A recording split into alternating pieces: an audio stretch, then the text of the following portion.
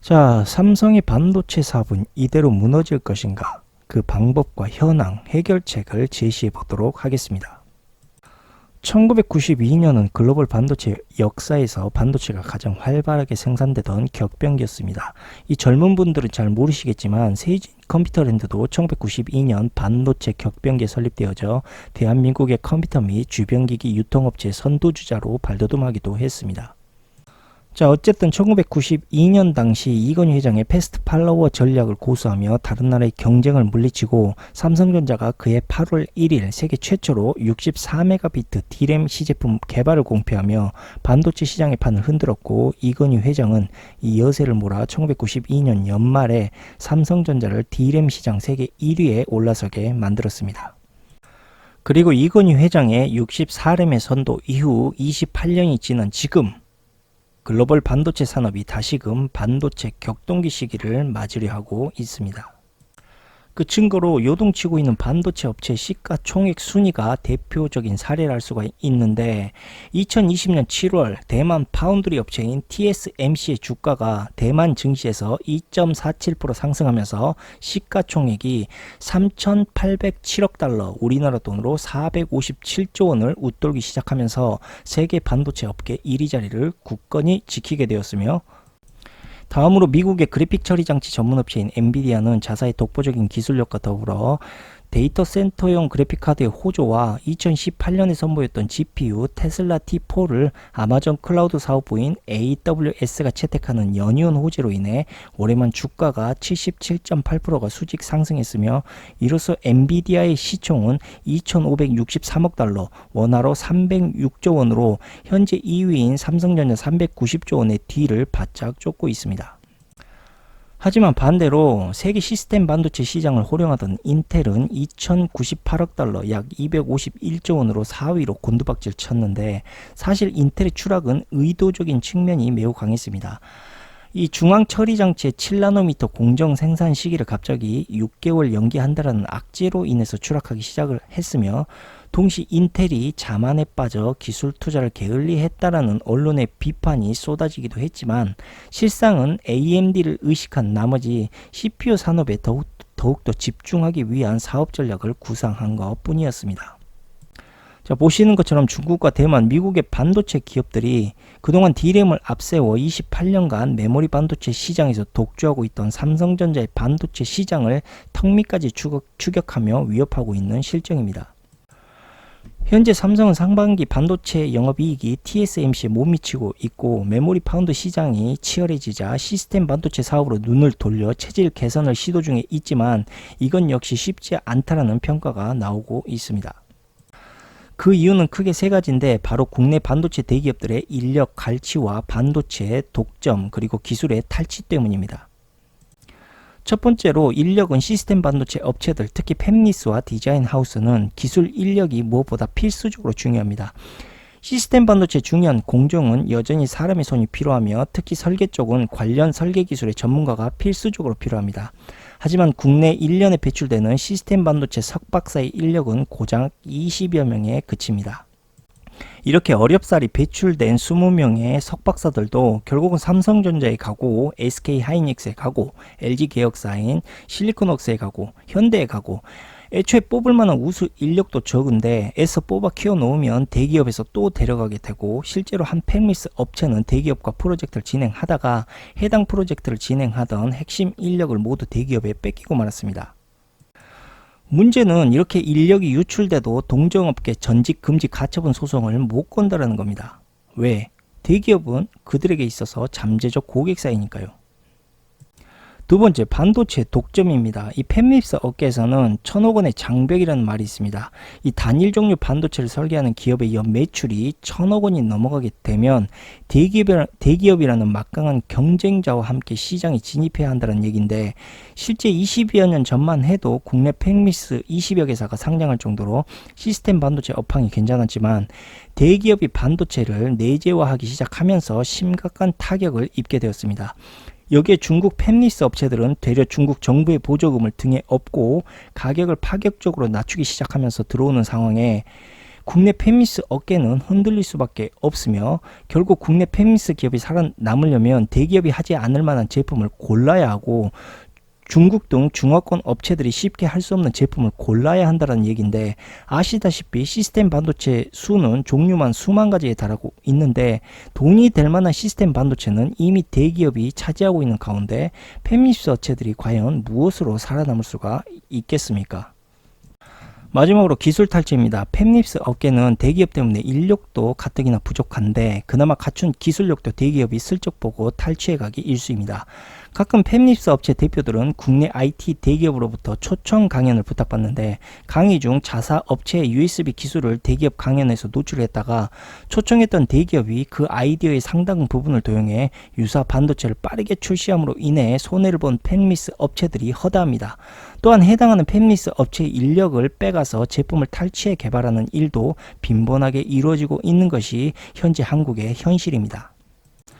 결국 국내 IT 대기업들의 시스템 반도체 사업이 궁지에 몰리는 상황은 다름 아닌 국내 IT 대기업 자신들의 양아치 짓으로 인해 스스로 자멸하는 현상이라고 볼 수가 있는데 솔직히 지금같이 외세 반도체 추격이 시급한 상황에서는 국내 IT 대기업과 중소 팹리스 업체들과의 기술 교류를 통해 더 다양하고 강력한 시스템 반도체 기술의 기반을 다져야 하는 환경이 조성되어야 하지만 대기업의 인재와 기술 탈취, 제품 독점 등으로 오직 자신들의 이익만을 추구하며 중소 팹리스 업체 기업들의 인프라를 무참히 무너뜨린 결과 오히려 자신들의 목줄을 스스로 조인 결과를 만들어내게 된 것입니다. 최근 위기감을 느낀 IT 대기업들이 국내 팹리스 업체들과 공생을 하겠다고 선언하고 있지만 그들로 인해 여지껏 피해를 입게 된 중소 팹리스 업체들의 반응은 여전히 싸늘하기만 합니다. 아무튼 이런 황당한 이유로 국내 IT 대기업들은 메모리도 시스템 반도체 사업도 현재 모두 불투명한 상황이고 현재 파운드리 시장 점유율마저도 18.8%로 TSMC의 30%포인트 이상 뒤처지고 있으며 이제 국내 텃밭이랄 수 있는 메모리 반도체 시장에서조차 YMTC와 CXMT 등의 중국 업체들의 거센 도전에 직면하고 있는 실정입니다. 여지껏 글로벌 반도체 시장을 주름 잡았던 업체들은 모두 인텔, 삼성전자 같이 제품 설계부터 생산까지 모든 사업 영역에 관여하는 종합 반도체 기업이 선도하였지만 최근 들어서 특정 기술 특화 시장으로 트렌드가 급격히 바뀌고 있습니다. 한 예를 들자면 반도체 설계에 특화되어 있는 엔비디아나 AMD 같은 팹리스 업체와 이러한 팹리스 업체 주문을 받아 맞춤형 생산을 전문으로 하는 TSMC 같은 반도체 수탁 생산 기업, 그러니까 이제는 인텔이나 삼성 같은 종합적인 반도체 기업보다는 각자의 특화되어 있는 기술 공생의 교류로 반도체 시장의 판이 바뀌어가고 있다는 이야기입니다. 반도체 시장이 점점 특화 기업으로 바뀌어가는 이유는 4차 산업혁명에 맞는 고도의 인공지능 기술 개발의 요구와 그에 걸맞는 반도체 기술 영역이 더욱더 광범위해지고 정밀해지면서 자연히 기술에 대한 중요도가 커지게 되었고 종합 반도체 업체보다는 각각의 전문 영역에 집중해 기술과 양산을 극대화할 수 있는 이른바 특화 기업의 경쟁력을 자연스럽게 높이게 되는 구도로 흘러가게 되는 것입니다. 주로 4차 산업에서 말하는 특화 기업들은 AP와 GPU 같은 이 메모리 분야보다 복잡한 기술에서 빛을 발하고 있으며 그 대표적인 기업이랄 수 있는 엔비디아는 AI의 필수적인 머신 러닝용 GPU로 목표를 바꾸기 시작하면서 4차 산업혁명의 선구자라는 평가를 받으면 물론 최근 벤츠의 모기업인 다임러와 손을 잡고 대규모 그래픽 처리가 필수적인 자율 주행차용 반도체 시장에도 활발히 진출 중에 있습니다. 더욱이 엔비디아는 최근에 영국 ARM의 유력한 인수 후보로도 거론되고 있으며 ARM은 애플과 퀄컴 같은 팹리스의 설계도를 제공하는 업체로서 팹리스 중에 최고로 불리울 정도로 반도체 업계에서 차지하는 위상이 매우 높은 기업입니다. ARM이라는 기업은 과거 손정혜 소프트뱅크 회장이 2016년 32조 원에 인수를 했지만 최근 45조 원 안팎의 매각을 추진 중인 것으로 알려져 있으며 삼성전자도 최근 ARM 매각에 촉각을 곤두세우고 있는데 특히 반도체 설계 쪽에 미흡한 삼성전자가 이 치열한 반도체 시장에서 살아남기 위해서는 무엇보다 ARM 인수를 먼저 추진해야 하지 않나 저는 판단을 하고 있지만 엔비디아와 소프트뱅크의 추진이 거의 확정되어 가고 있는 분위기에서 매우 어려울 것으로 보고 있습니다. 현재 글로벌 IT 업계들은 누가 먼저랄 것도 없이 메모리 기술 격차가 1년 이내로 좁혀져 있는 가운데 인텔의 추락을 지켜보는 삼성전자도 현재 명확한 확답을 내리지 못하고 있는 실정입니다. 2019년 4월 이재용 부회장이 시스템 반도체 비전 2030을 발표하면서 파운드리 사업을 팹립스 사업으로 방향타를 돌린 것은 일단 현명했다라고 보지만 문제는 아직 눈에 띄는 성과를 내지 못하고 있다는 데 있습니다. 삼성이 이제 파운드리 시장의 경쟁에서 벗어나야 하는 이유가 이미 2분기 기준으로 봤을 때도 삼성전자의 점유율은 18.8%로 1위 TSMC 즉 51.5%의 3분의 1 수준에 머물러 있다고 볼 수가 있고 초미세 공정에서조차 삼성과 5나노 반도체 기술까지 거의 대등하게 달리고 있긴 하지만 다행히 TSMC는 삼성의 반도체 디자인과 후 공정 업체 등의 연계 제공하는 종합 서비스 경쟁력이 여전히 뒤처진다라는 평가가 나오고 있습니다. 이러한 삼성의 반도체 종합 서비스의 강점으로 인해 인텔이 파운드리 물량을 확대했을 경우 TSMC보다는 삼성전자에게 의뢰할 확률이 매우 높다라고 볼 수가 있는데 불행히도 대다수의 전문가들은 TSMC의 독식에 여전히 무게를 두고 있는 분위기고 최근에 인텔이 주문한 6나노미터 GPU 위탁 생산 물량을 삼성이 아닌 TSMC가 따내기까지 했는데 대만 언론에서 이야기한 것과는 다르게 인텔과 큰 의미가 없는 단기적 수주 계약이었기 때문에 삼성에게 그다지 큰 타격이 갈 만한 분위기는 아닌 것 같습니다. 하지만 분명한 것은 TSMC에 늘어나는 반도체 수주 계약들은 분명 삼성을 위협하고 있는 전조 현상인 것만은 틀림이 없는 것 같습니다. 자, 그런데 그보다 중요한 문제는 대만뿐 아니라 메모리 반도체 시장의 신흥 세력이 할 수 있는 중국 업체들까지도 현재 턱 밑까지 추격해 오고 있다는 것이고 중국 YMTC는 지난 4월 128단 3차원 낸드 플래시 개발 소식을 발표하면서 중국의 반도체 기술이 하루가 다르게 성장하는 모습들을 보여주고 있다는 것입니다. 현재까지 이러한 흐름으로 보았을 때 삼성의 위기감은 점점 커지고 있다는 것을 인정하지 않을 수가 없습니다. 이제 올 상반기에 D램과 낸드 플래시, 파운드리, 팹립스 등 반도체 종합 포트폴리오를 갖추고 있는 삼성전자의 반도체 영업이익 추정치가 파운드리만 하는 TSMC에 못 미쳤다는 분석까지 현재 나오고 있는 가운데 늘 말씀드렸지만 중국과 대만, 패스트팔로워 파운드리 사업을 경쟁하는 것은 필패를 낳게 될 것입니다. 그렇다면 이제 한국의 반도체 사업에 대한 길은 너무 늦어버린 것인가?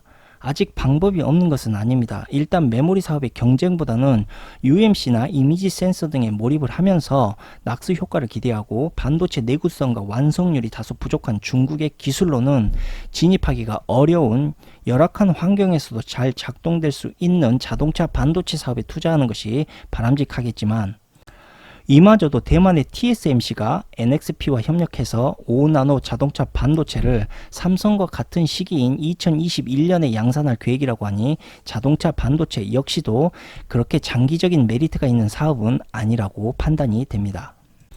결국 이러한 상황에서 우리가 제시해야 될 해답은 하나뿐입니다.